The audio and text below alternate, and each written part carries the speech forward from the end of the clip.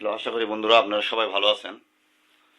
Fatema electronics and telling সেন্টারের পক্ষ থেকে আপনাদের সকলকে জানাই আন্তরিক শুভেচ্ছা ও অভিনন্দন। আজকে যে ভিডিওটা করব এটার মূল বিষয় সিআরটি টিভিতে যে কালার জমে, সে কালার জমে কি কি সেকশন থেকে এবং এই কালার জমলে কিভাবে আমরা সলভ করতে পারবো, এটার উপরে আজ মূল টপিকটা। তা আপনারা অবশ্যই ভিডিওটি ফুল দেখবেন, তাহলে অনেক কিছুই শিখতে পারবেন। এবং বন্ধুরা, আমার এই চ্যানেলটিকে যারা এখনও সাবস্ক্রাইব করেননি অবশ্যই সাবস্ক্রাইব করবেন, কমেন্ট করবেন এবং ইতিমধ্যে যারা করে রাখছেন তাদেরকে জানাই অসংখ্য ধন্যবাদ। আমার এই ভিডিও দেখার পরে যদি কারো কোনো সমস্যা দেখা দেয় এই ধরনের,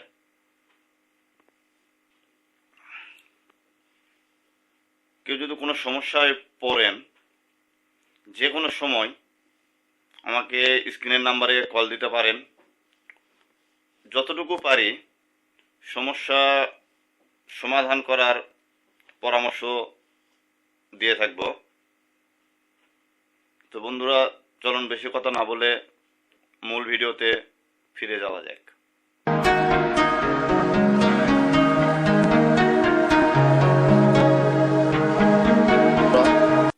মূল ভিডিওতে ফিরে এলাম। দেখুন, আমার কাছে একটি চায়না ব্র্যান্ডের সার্কিট। তা আজকে যে মূল বিষয়ে ভিডিওটা করতেছি এটা হচ্ছে কালার জমা প্রবলেম। তা কি ধরনের কালার জমে তা আমি দেখেন একটি স্ক্রিনে ছবি দিতেছি টিভির। যদি এরকম সমস্যা হয় তাহলে এটা সলভ করবেন কিভাবে। এটা সলভ করার জন্য তিনটি ধাপ আগাইতে হবে। সর্বপ্রথম আমরা যদি এই ধরনের সমস্যা দেখা দেয়, কালার জমা সমস্যা, তাহলে আমরা সর্বপ্রথম এই পিটিসিটা খুলব। পিটিসিটা ভালো না খারাপ বুঝতে গেলে পিটিসিটা খোলার পরে একটু ঝাঁকি দিবেন, দেখবেন যে ভিতরে লড়তেছে কিনা। যদি লড়ে তাহলে ভাববেন যে পিটিসিটা খারাপ, তাহলে এই পিটিসিটা চেঞ্জ করে দিবেন। অনেক টিভিতে এনটিসি থাকে, এনটিসির পরিবর্তে আপনারা পিটিসিও লাগাতে পারবেন। পিটিসি চেঞ্জ করার পরেও যদি কালার সমস্যার সমাধান না হয় তাহলে আপনারা দ্বিতীয় স্টেপে যাবেন। দ্বিতীয় স্টেপে 220 ভোল্ট এসি কর্ডের লাইন এসিতে লাগাবেন।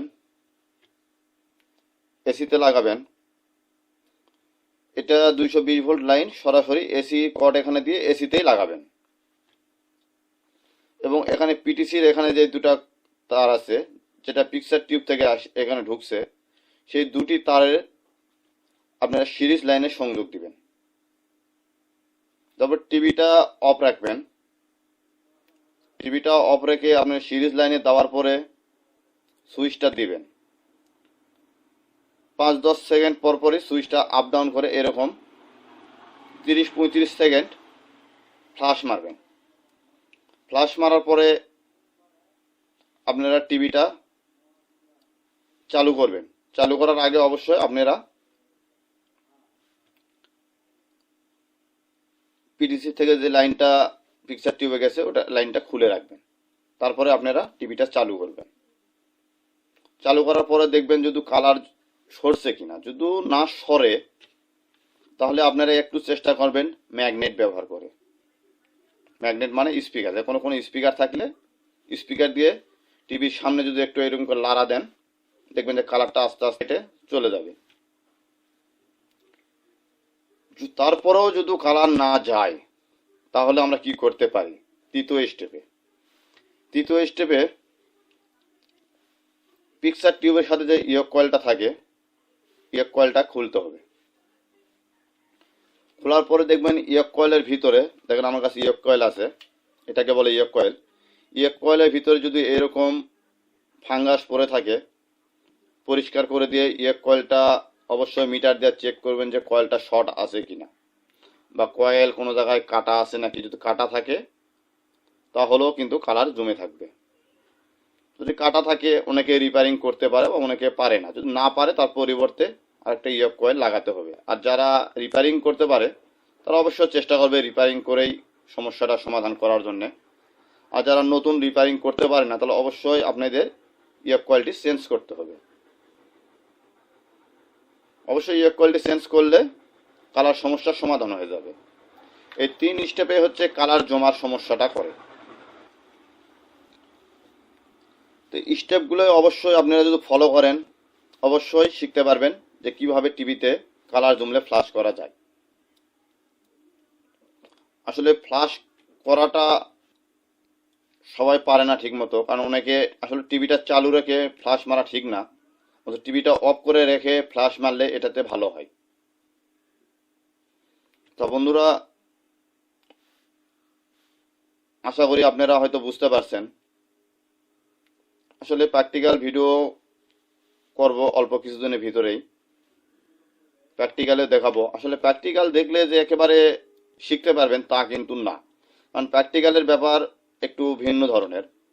আজ হয়তো আমার একটা সমস্যা হয়েছে, আমি সলভ করতেছি হয়তো একটা রেস্টেনের মাধ্যমে, কিন্তু একই সমস্যা অন্য পার্টসের কারণও হতে পারে। এখন আমার ভিডিও দেখে আপনি যদি রেস্টেন্ট চেঞ্জ করে দেন তাহলে হয়তো সারতিছে না, পরে আমাকে বলবেন যে কি ভিডিও করছে, রেস্টেন্ট চেঞ্জ করলো তার হয়েছে আর আমার হয়েছে না। আসলে সবকিছুর একটি বেসিক ধারণা থাকতে হবে এবং বেসিক ধারণার উপরে সবকিছু কাজ করা সম্ভব।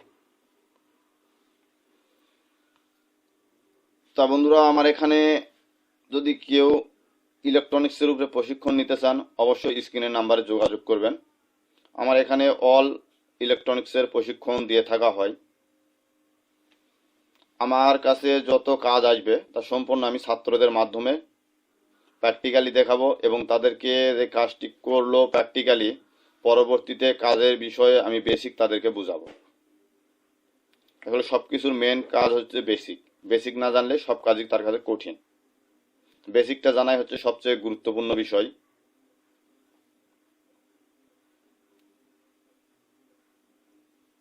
তা বন্ধুরা, আজকের মূল ভিডিও এই পর্যন্তই। এর পরবর্তীতে আমি কালার সমস্যা, যে কালার বহু ধরনের সমস্যা হয়ে থাকে, এগুলো সলভ কিভাবে করবেন, কালার কিভাবে সলভ করবেন এ বিষয়ে ভিডিও থাকবে, অবশ্যই দেখবেন। এবং বন্ধুরা, আমার এই চ্যানেলে যারা এখনো সাবস্ক্রাইব করেনি অবশ্যই সাবস্ক্রাইব করবেন এবং যারা ইতিমধ্যে করে রাখছেন তাদেরকে জানাই আবারও অসংখ্য ধন্যবাদ। তো বন্ধুরা, সবাই ভালো থাকবেন, সুস্থ থাকবেন। আল্লাহ হাফেজ।